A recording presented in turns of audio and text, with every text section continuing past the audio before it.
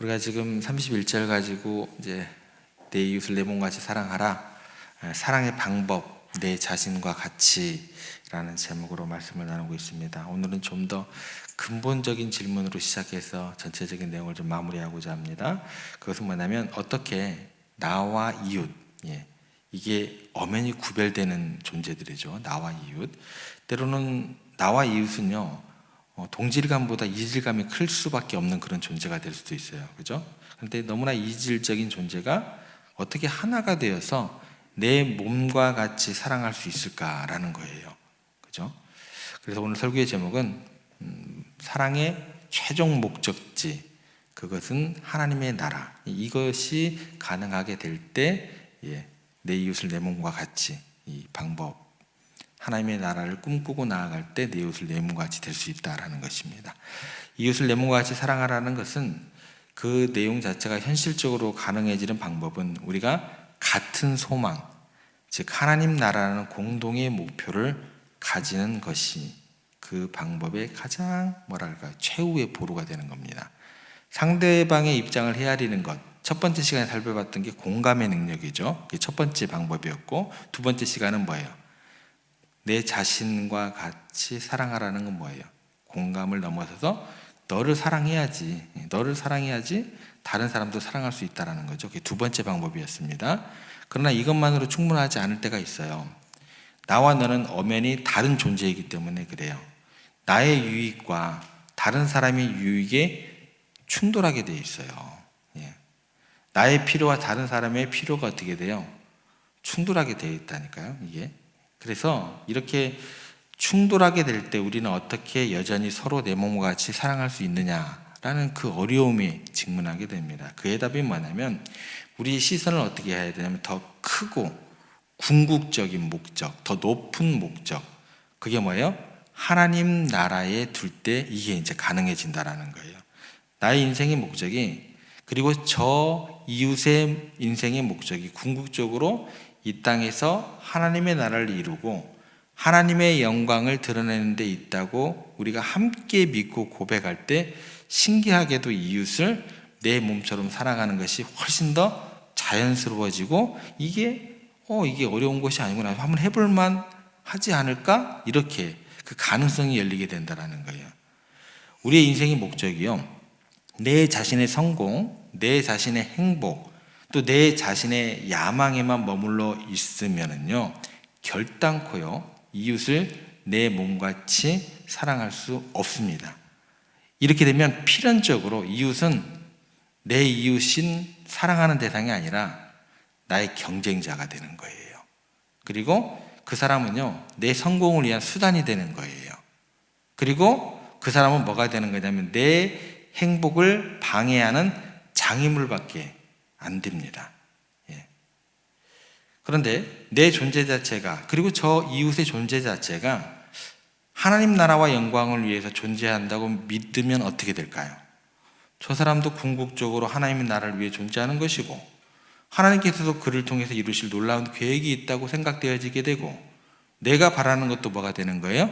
하나님의 나라가 되는 것이고, 그가 바라는 것도 뭐가 되는 거예요? 하나님의 나라가 되는 거예요. 그러니까 이렇게 생각하시면 돼요. 마치 이제 삼각형을 딱 그릴 때 보면 밑변은 뭐예요? 나하고 너예요. 밑변은 두 개예요. 밑에 점은 두 개예요. 이걸 끄집어 올리면 어떻게 돼요? 꼭지점에서 하나가 돼요. 하나가. 공동체적인 어떤 목적 안에서 자연스럽게 하나가 될 수 있다라는 거예요. 그러니까 최종적인 목적이 같으면요, 과정 속에서 뭐 여기서 출발했던 어떻게 돼요? 그 차이나 갈등을 조금씩 어떻게 해요? 극복하고 초월할 수 있는 힘이 되는 거예요. 그러니까 우리 개인의 삶뿐만 아니라 회사에서도 교회 공동체 안에서도 마찬가지가 되는 거예요. 우리가 존재하는 이유가, 우리가 함께 모인 이유가 궁극적으로 하나님의 나라와 그분의 영광을 위한 것이라고 확고한 인식이 있을 때 우리는 서로를 진정으로 아낄 수 있는 거고, 또 협력할 수 있는 거고, 서로 사랑으로 용납할 수 있게 되는 것입니다. 그래서 성경 속에서 이처럼 하나님 나라의 공동의 목표를 향해 나아가는, 또 자신의 이웃을 사랑할 수 있었던 아름다운 헌신의 모델들을 예로 한번 들어볼게요. 사도 바울의 동역자였던 에바브로디도라는 사람이 있었습니다. 굉장히 좀 이름이 길어서 좀 헷갈리실 거예요. 에바브로디도. 이 사람이 이제 빌립보서 2장 25절에 보면 바울이 에바브로디도를 빌립보 교회에 이렇게 다시 보내면서 이렇게 이야기를 합니다. 그가 자기 목숨을 돌보지 아니한 것은 나를 섬기는 너희의 일에 부족함을 채우려 함이니라 라고 사도 바울이 이 사람을 칭찬을 해요. 그런데 더 놀라운 것은 뭐냐면 에바브로디도가 거의 병들어 죽게 되었을 때에 자신의 병으로 인한 고통보다도 빌립보 교인들이 자신의 병든 소식을 듣고 근심할 바와 더욱 심히 근심했다라는 사실이에요. 아니, 도대체 이 사람은 어떻게 자신이 죽어가는 그 절체절명의 순간에 다른 사람의 입장을 그것도 자신이 걱정할까봐 염려하는 마음으로 그렇게 이해하고 아파할 수 있었을까라는 질문이 들게 됩니다. 이 사람이 단순히 착해서 혹시 인정이 많은 성품이어서 그 이유가 아닐 겁니다. 그 이유는 뭐냐면 에바브로디도 마음 중심에 하나님 나라에 대한 확장이라는 불타는 소원이 있었기 때문에 이게 가능했다라는 거예요. 단순히 뭐 착하고 그 사람의 뭐 따뜻한 뭐 인정이 많은 사람이었다고 한다면 아픈 거요. 못 견뎌요. 근데 그것만이 아니다라는 거예요. 하나님 나라에 대한 그 소망이 있었다라는 거예요. 그가 이렇게 생각했을 거예요. 지금 빌립보 교인들도 하나님 나라와 그 영광을 위해서 헌신하고 복음 전파하기도 바쁠 텐데 나 때문에 내 병 때문에 그들이 염려하고 마음을 쓰느라 하나님 나라의 귀한 사역의 시간을 빼앗기는 것은 안 되는데 그 사람이 안 아프고 안 괴롭다는 것이 아니에요. 괴로워서 죽을 걸요. 죽게 되었다고 그러잖아요. 피할 수 없는 고통이잖아요. 그런데요, 내가 아픈 건 내가 아픈 건데 나로 인해서 하나님 나라의 그 사업이 중단되면 안 되는데, 다시 말해서 상대편의 입장을 깊이 이해하고 안타까워했던 이유는 그들 모두가 하나님 나라라는 궁극적인 인생의 목적을 공유하고 있었기 때문에 가능한 겁니다. 저분들도 하나님의 나라를 위해서 헌신하고 애써야 하는데 나 때문에 귀한 시간을 빼앗기고 있구나 생각을 하니까 속이 상한 거예요.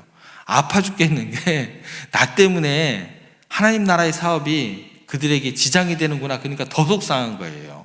어떤 말씀인지 이해되시죠? 또 한 사람이 있습니다. 다윗의 친구 중에 요나단이라는 사람이 있었어요. 이 사람이 이제 성경에서 보면은 다윗을 사랑을 하는데 자기 생명같이 사랑하더라 이렇게 계속해서 반복해서 나와요. 심지어 어떤 얘기까지 나오냐면 여인의 사랑보다 승하였도다. 이성 간의 사랑보다 그 남자의 우정들이 더 좋았다라는 얘기죠.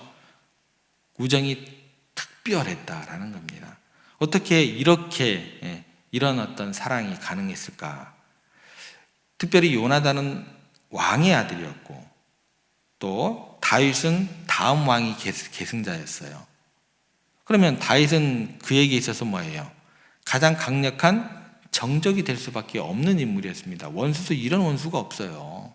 그런데 요나단은 자기 목숨을 걸고 자기 가문의 몰락과 왕위 계승을 내려놓으면서까지 다윗을 돕고 어떻게 축복할 수 있냐는 거예요. 아버지 사울왕은 도저히 그 아들 요나단이 이해가 안 되는 거예요. 그런데 왜 요나단은 이런 선택을 할 수 있었을까요? 그것은 사울왕하고 요나단하고 목적이 달랐기 때문에 그래요. 사울의 목적은 자기 자신이에요. 자기 가문 왕조를 이어가는 것이었고 요나단의 목적은 더 크고 더 높고 또 그게 뭐예요? 하나님 나라, 하나님의 뜻이 이루어지는 것이었다라는 거예요. 요나단은 다윗을 통해서 이루실 하나님의 위대한 계획, 또 이스라엘 민족을 통해서 이루실 그 인류 구원의 그 메시아를 보내실 그 하나님의 비전을 바라봤다라는 거죠. 그래서 하나님의 나라는 더 큰 차원에서 보면 자신이 왕이 되느냐 마느냐, 자기의 가문이 흥하느냐 망하느냐, 이거는 뒤로 밀리게 되는 거예요. 하나님의 나라라는 그 우선되는 것이 있기 때문에 그 뒤로 밀리게 돼요. 그래서 다윗이 하나님께 택함 받은 자이고 하나님께서 사용하시는 사람이면 그를 위해서 내가 힘들죠, 아프죠, 괴롭죠. 거기 그 앞에다가 그냥 하나님의 뜻을 놓는 거예요. 내가 희생하는 것이 마땅하지 않겠느냐. 하나님의 그 말씀 앞에서 칼로 내 마음을 찌르고 괴롭더라도 그 하나님의 말씀을 앞에다 두는 거예요. 왜 그래요? 그의 시선이 하나님의 뜻, 하나님의 나라에 고정되어 있었기 때문에. 하나님의 말씀에 고정되지 않고 하나님의 말씀이 내 삶에서 죽어있는 말씀이면요, 사울과 같이 했겠죠. 단순히 친구라서 인간적인 우정 때문에 그렇게 접근하는 게 아닙니다. 궁극적으로 하나님께서 지금 저 사람을 사용하고 계신다는 그 이유 하나 때문에, 그 사람 때문에 내 내일이 어떻게 될지 모르겠지만, 가문이 어떻게 될지 모르겠지만, 그래도 하나님의 뜻을 내 앞에 두는 게 괜찮다라는 거예요. 그래서 그는 다윗을 자기 몸처럼 사랑할 수 있었다. 내 이웃을 내 자신처럼 사랑할 수 있었다. 뭐 때문에? 하나님 나라를 보았기 때문에 그런 거예요. 이처럼 하나님 나라를 중심에 둘 때 우리는 이웃 사랑을 실천하는 교회와 개인의 삶이 될 수 있습니다. 오늘날 한국 교회가 겪는 많은 아픔들과 분쟁들로 세상으로부터 지탄받는 안타까운 모습들을 볼 때마다 우리는 질문해야 됩니다. 도대체 왜 이런 일들이 반복되는 것일까? 만약 우리가요, 진정으로 하나님 나라의 영광을 최우선으로 생각하고 입으로 기도하는 거 말고요, 정말 삶에서 아프고 괴롭고 힘들고 눈물 나지만, 세상 사람들이 우리를 통해서 하나님을 어떻게 볼까 정말 고민한다면, 과연 그런 부끄러운 자리 다툼, 그런 어떤 축적된 어떤 불을 향해 나아가는 것, 교회 분열 같은 일들이 계속해서 일어날 수 있을까요? 아마 그렇지 못할걸요. 근본적인 이유는 우리가 이웃을 내 몸같이 사랑하지 않기 때문에, 이거는 이제 구체적이나 또 성경적인 근거고, 더 깊은 내면은 뭐가 있을까요? 더 깊이 들어가면 하나님의 나라를 우리의 삶과 사역의 궁극적인 목적으로 삼지 않기 때문이죠. 제가 아버지 목사님이 지금 은퇴하신 지 거의 20년이 되셨습니다. 이제 이번 주일날 오셔서 위임식 때 마지막 축도를 제가 부탁을 드렸는데, 제가 지금도 잊혀지지 않은 게 20년 전이에요. 오랜 헌신 끝에 원로 목사로 추대받으시던 날, 제가 지금도 기억이 됩니다. 아버지가 그 평생의 교회를 건축을 많이 하셨죠. 마지막 교회 섬기시는 교회도 이제 20년 섬기셨는데, 20년 좀 그 정도 섬기셨을 것 같아요. 거기서 교회 건축을 하시고 마지막 정도에 빚도 이제 내서 이렇게 건축을 하시고, 마지막 이제 은퇴하시기 전에 이제 청산을 하시고, 뭐 헌신적으로 사역하셨고, 마침내 그 결실을 이루신 거죠. 은퇴하시기 전에 빚도 다 갚고. 옛날 목사님 아시잖아요. 옛날 목사님들 어떠신지. 그런데 정작 은퇴 후에 교회로부터 받으시는 마지막 예우가 그렇게 많지 않으셨어요. 그때 다른 친구 목사님들이, 아니 조 목사님 평생에 그렇게 어려운 교회를 그렇게 이루셔서 그렇게 하셨는데, 그렇게 마지막 가시려면 어떻게 하냐, 도저히 이해가 안 된다, 이렇게 이야기를 하시면 그건 하나님이 이루신 일일 뿐이지, 내가 그렇게 더 뭐 욕심내면 하나님의 교회가 세상에 얼마나 지탄거리가 되고, 내가 그렇게 욕심을 낸다고 해서 성도들이 다 이렇게 막 해주는 것도 아닐 텐데, 내 그런 노력과 헌신 그 성도들이 다 하는 것도 아니고, 그러면 교회가 어려움을 겪게 될 것이고 교회가 피폐해질 텐데, 내가 평생에 누구를 위해서 목회를 한 걸까요? 내 자신을 위해서 목회를 한 건 아니지 않습니까? 내가 그만두라도 후임 목사님이 오셔가지고 어느 정도 안정되어 있는 상황 가운데서 목회를 잘하면 되는 것이고, 이 교회는 하나님의 교회 아닙니까? 솔직히 말씀드리면요, 아들로서 저는요, 그분들 이상으로 무지막지하게 서운하고요, 화까지 났어요. 아버지 은퇴하시는 그 시점에 제가 봤거든요. 오랜 세월 땀과 눈물로 일궈온 교회로부터 그래도 최소한의 노후에 대한 다른 어떤 주변 동료 목사님들 정도의 어떤 그런 노후에 대한 안정에 대한 적당한 대우를 받고 그렇게 은퇴하는 게 마땅하다고 생각했기 때문이에요. 아버지 헌신을 너무나 잘 알고 있었기 때문에. 그 모습이 너무나 안타까웠고 한편으로는 이해하기 어렵고 막 화까지 났죠. 그런데 아버지의 마음은 뭐 지금 생각해도 그래요. 더 큰 하나님의 나라, 또 하나님의 교회, 여기를 향하고 있지는 않았나. 그리고 은퇴 후의 모습까지도요. 지금도 새벽에 일어나서 지금 새벽기도 갔다 오시고 책 보실걸요. 저보다 더 빨리 일어나세요. 한 3시쯤 일어나서 그 어르신께서 무슨 원서를 그렇게 보신다고. 그거 봐가지고 뭐 하실 건데요? 뭐 하시는 줄 아세요? 저한테 그 요약했어요. 카톡 보내세요. 네. 그런데 초점이 맞춰져 있으십니다. 그러니까 유형의 보상이나 세상적인 인정에 연연하지 않으셨던 그런 모습 같아요.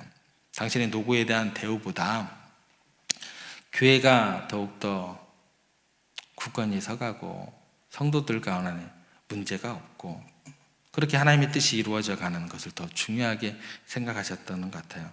그런 아버지의 모습이 저는 어떻게 느껴졌을까요?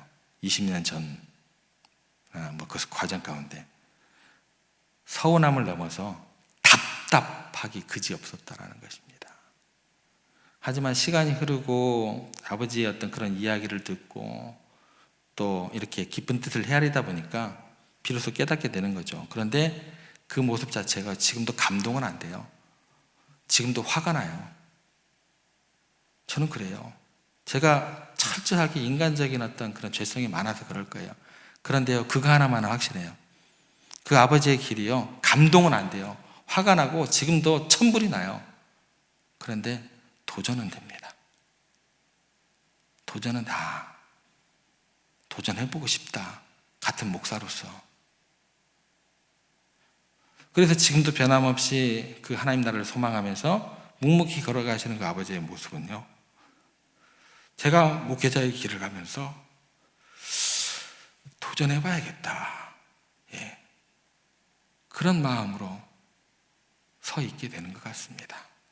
서운했던 마음들, 아버지의 가셨던 그 길, 또 그 말들, 그런 어떤 행동 앞에서 부끄러움으로 바뀌게 되더라고요. 성경을 보면은요, 이 땅에서 많이 희생하고 낮아졌던 사람들이요, 하나님께로부터 가장 큰 영광과 칭찬을 받게 된다라는 기록들을 보게 됩니다. 하늘의 그들의 상이 크다고 약속을 하셨어요. 그래서 저는 개인적으로요, 목회를 하면 할수록 성경의 인물들을 생각할 때요, 화려한 업적을 남긴 다윗도 위대하지만 저는 묵묵히 그를 위해서 자신을 희생했던 요나단의 삶이 더 마음에 와닿을 때가 많더라고요. 위대한 사도 바울도 저는 존경스럽습니다만 그를 위해 자기 목숨을 돌보지 않았던 에바 브로디도의 헌신이 저는 더 큰 감동으로 다가올 때가 더 많더라고요. 우리나라에 그렇게 유명한 목사님들이 많은데요, 그런 목사님들의 그런 모든 목회도 존경스럽지만 저 우리 아버지 존경스럽더라고요. 따라가고 싶더라고요. 가만히 보면 성경의 위대한 믿음의 사람들은요, 실제로 이 땅에서 자신이 누릴 수 있는 모든 것을 다 누리지 못했습니다. 그들은 더 영원한 것, 더 가치 있는 것을 위해서 자신의 것을 기꺼이 포기하고 내려놓는 그런 모습들을 보게 됩니다. 그렇게 하늘나라에서 그들이 누릴 영광과 상급이 더 클 줄 믿습니다. 이 땅에서의 삶이 전부가 아님을 알았던 사람들, 하늘에 소망을 두고 살았던 사람들이야말로 진정으로 말씀이 그들의 삶을 통해서 이루어진 성공한 인생을 산 것임을 믿으시고, 여러분들 혹여 삶의 자리에서 부족하다 할지라도 더욱더 큰 하나님의 나라와 그 뜻을 생각하시면서 최후 승리를 얻고 하나님께 칭찬받는 여러분들이 되었으면 좋겠습니다. 오늘 말씀을 통해서 다시 한번 둘째 계명, 내 이웃을 내 몸과 같이 사랑하라, 이 주님의 명령을 마음 깊이 새기고 여러분의 삶의 자리에서 구체적으로 이 사랑을 실천하며 살아가시기를 부탁을 드립니다. 첫 번째 뭐예요? 상대방의 입장에서 먼저 헤아려 주는 것, 공감입니다. 첫 번째가 공감. 두 번째, 공감 능력은 부족하여 내가 나를 사랑할 수 있어야지 다른 사람을 그만큼 그 이상으로 사랑할 수 있어요. 나를 이렇게 막 함부로 대하고 학대하고 그러면 다른 사람 절대 사랑 못해요. 나에게 하는 것만큼 그 사람 학대하고 핍박하고 괴롭힐 수밖에 없다는 거예요. 그러니까 하나님 안에서 자기 자신을 소중하게 해야 된다. 그게 두 번째 방법입니다. 그리고 무엇보다도 우리의 모든 생각과 초점을 영원한 것, 더 궁극적인 것, 더 높은 것, 하나님 나라에 맞추시기를 바랍니다. 그렇게 할 때 우리는 이 땅에서 천국을 경험하고 하나님을 기쁘시게 하는 영광스러운 그런 인생을 살아가는 그런 발걸음이 될 줄 믿으시기를 바랍니다. 오늘 하루 그런 하루 만들어 가시기를 주님의 이름으로 축복합니다.